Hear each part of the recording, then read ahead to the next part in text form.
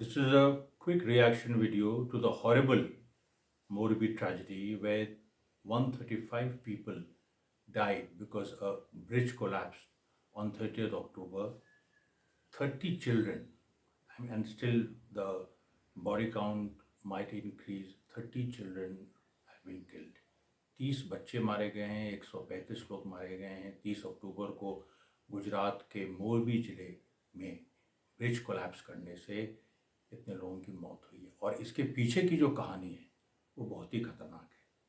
मैं जानता हूँ राहुल गांधी ने कहा है कि वो इस मामले को पॉलिटिसाइज नहीं करना चाहते हैं और मैं उनसे एग्री करता हूँ। But then who is going to ask the tough questions? कठिन सवाल इस सरकार से कौन करेगा? ये तो विपक्ष की जिम्मेदारी है। अब आप ही बताइए, इस पूरे मामले में 5 या 6 ऐसी चीज़ें हैं जो आपको चौंका देंगी। सबसे पहली बात यह है कि इस ब्रिज, ये करीब 143 साल पुराना ब्रिज है। 1879 में ये जो मोरबी के महाराज थे वाघजी ठाकुर, उन्होंने ये ब्रिज बनाया था और ये 700 फीट लंबा ब्रिज है और केवल 4 फीट चौड़ा। फिर से सुनिए, it is more than 700 feet long bridge and just 4 feet wide. और इसमें की जो हालत है वो ये है कि एक समय 25-30 लोगों से ज़्यादा आ ही नहीं सकते। और 30 अक्टूबर को जिस दिन ये हादसा हुआ उस दिन करीब 400 लोग थे ब्रिज में एक ही समय। अब इसके पीछे की भी एक कहानी है। देखिए, हम इसमें सवाल उठाना चाहते हैं और हम ये दिखाना चाहते हैं कि कोई भी सरकार जो भी गुजरात में है इस समय, वो अपनी जिम्मेदारी से बच नहीं सकती।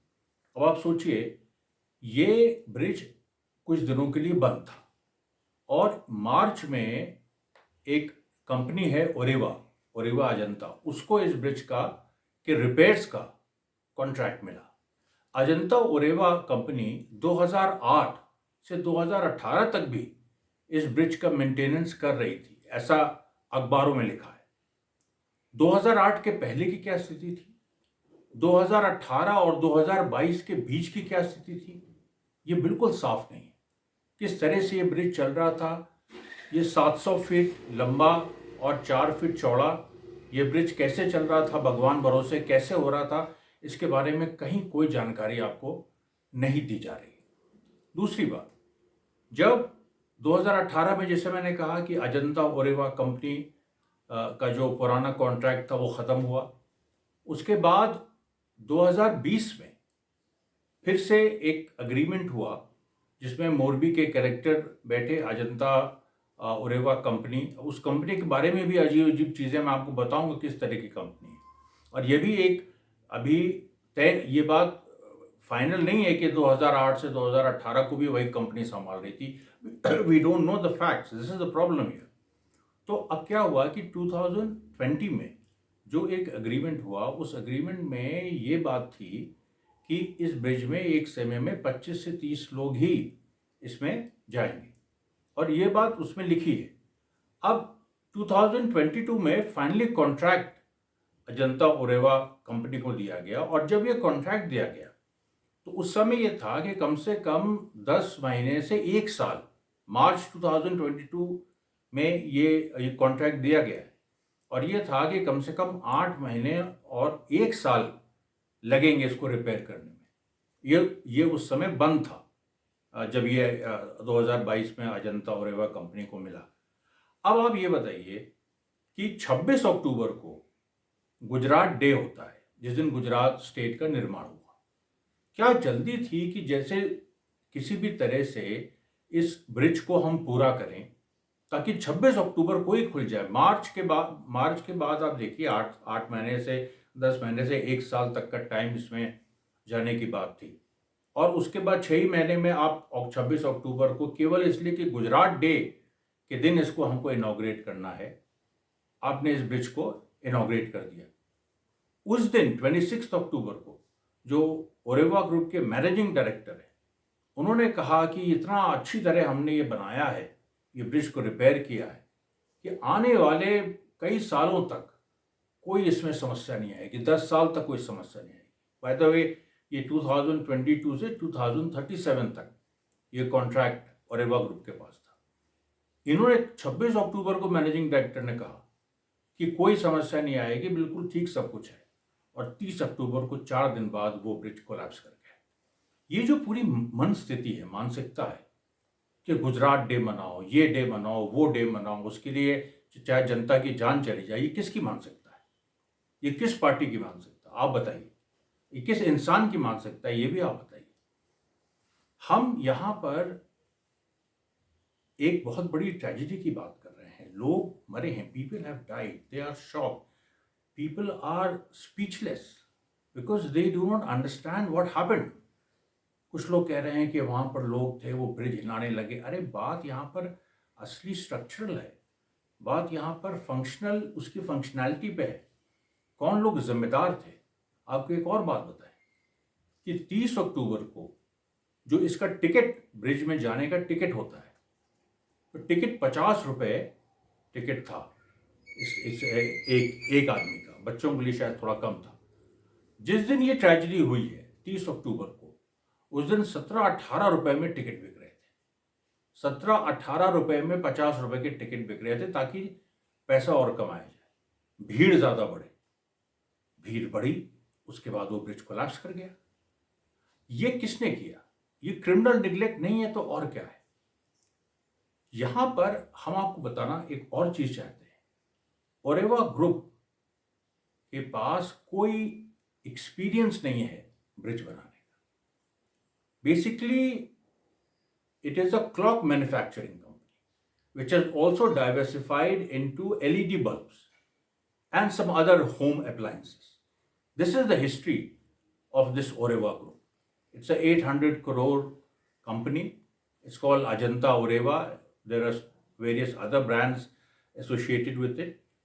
लेकिन मूल बात यह है कि इस कंपनी को ब्रिज बनाने का, रिपेयर करने का, मेंटेन करने का कोई एक्सपीरियंस है ही नहीं। और फिर वही बात आ जाती कि अगर नहीं है एक्सपीरियंस तो 2008 से 2018 जो क्लेम किया जा रहा है कि इसी ग्रुप के पास था, तो फिर वो 10 साल, इसका मतलब ये झूठ है। वो 10 साल जब इस ग्रुप को कोई एक्सपीरियंस ही नहीं था, तो फिर वो ये बात कहां से आ रही है कि 10 साल ऑलरेडी इस ब्रिज को ये चला चुका है? ये तो प्लांटेड लग रहा है। ये सारे जो सवाल हैं, इससे आप बच नहीं सकते। अभी गुजरात सरकार ने SIT बनाई है। प्रधानमंत्री मोदी ने कहा है कि ये मर्डर है। ये उन्होंने कहा ऑन रिकॉर्ड कि ये मर्डर है। बहुत सारी घोषणाएं हो रही हैं, कॉम्पनसेशन अनाउंस हो रहा है। विपक्ष की पोजीशन मैंने आपको बताई कि वहां पर जो कांग्रेस की क्या पोजीशन है। आम आदमी पार्टी का भी उसी दिन कुछ एलिगेशन अरविंद केजरीवाल पे लग गया। तो अरविंद केजरीवाल ने कहा कि ये मोरबी ट्रेजेडी से ध्यान हटाने के लिए ये एलिगेशन लगाया जा रहा है। लेकिन फिर आप सब कुछ भूल जाइए, आप इस बात को देखिए कि एक 700 फीट लंबा, 4 फीट चौड़ा ब्रिज जो कि 143 साल पुराना है, इसको आपने रिपेयर, इसमें क्या रिपेयर होगी? इसको आपने रिपेयर करवाया, सो कॉल्ड जल्दी जल्दी करवाया, उसके भी टर्म्स ऑफ अग्रीमेंट आपने फ्लाउट किए। और उसके बाद जब ये चीज हो गई है तो आप कुछ छोटे अफसरों को गिरफ्तार कर रहे हैं। क्योंकि ओरेवा ग्रुप के जो फाउंडर हैं Raghav ji Patel, by the way जो फोटो सर्कुलेट हो रही है कि नरेंद्र मोदी और राघव जी पटेल की, वो राघव जी दूसरे हैं। उसके बारे में मुझे कुछ भी नहीं कहना, वो शायद फेक न्यूज है। लेकिन राघव जी पटेल जो इसके फाउंडर थे, ओघव जी राघव जी पटेल, इनकी डेथ अभी इसी महीने हुई है, कि पिछले महीने इनकी डेथ हुई है। और अचानक, अच्छा, कौन नया उसका वो है, CEO है, मैनेजिंग डायरेक्टर कौन है? अब एक और बात बड़ी अजीब सी कि अजंता ओरेवा ग्रुप ने सब कॉन्ट्रैक्टिंग की थी। एक इन्होंने कंस्ट्रक्शन फर्म को सब कॉन्ट्रैक्ट दिया था।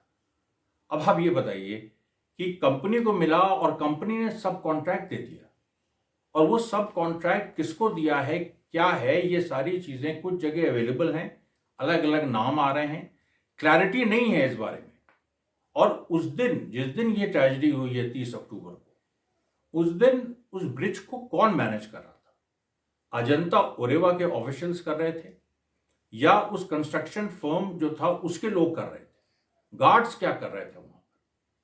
और जो सबसे बड़ी बात है कि सरकार का क्या रोल है? अब आप सुनिए, इसके बारे में ध्यान से सुनिएगा कि जो मोरबी सिविक बॉडी है, उनके ऑफिशियल संदीप सिंह, उनके ऑफिशियल का कहना है कि एनओसी था ही नहीं, there was no NOC for this bridge. ये बिना एनओसी के इन लोगों ने अक्टूबर में शुरू कर दिया। और अगर ये बिना एनओसी के शुरू किया है तो मोरबी सिविक अथॉरिटीज क्या कर रही थी? इतना बड़ा ब्रिज, इतना बड़ा, वो जो मेन टूरिस्ट अट्रैक्शन है मोरबी का, इतना बड़ा ब्रिज और नो ऑब्जेक्शन सर्टिफिकेट के बिना वो चल रहा है। इसका मतलब है कि मोरबी सिविक अथॉरिटी और जो अजंता ग्रुप है या जो लोकल कंस्ट्रक्शन फर्म है, इनकी मिली भगत है। आप कैसे कह सकते? क्योंकि आपने कह रहे हैं कि नो ऑब्जेक्शन सर्टिफिकेट हमने नहीं दिया, आपने नहीं दिया तो फिर ब्रिज कैसे चल रहा है? ये सारी बातें सामने आनी चाहिए लोगों की। सरकार की जो भूमिका है, देखिए पीआईएल भी इसमें डाली गई है सुप्रीम कोर्ट में कि जुडिशियल इन्वेस्टिगेशन हो, और ये बहुत गुस्सा है गुजरात में इसको लेकर, इतना ज्यादा गुस्सा है।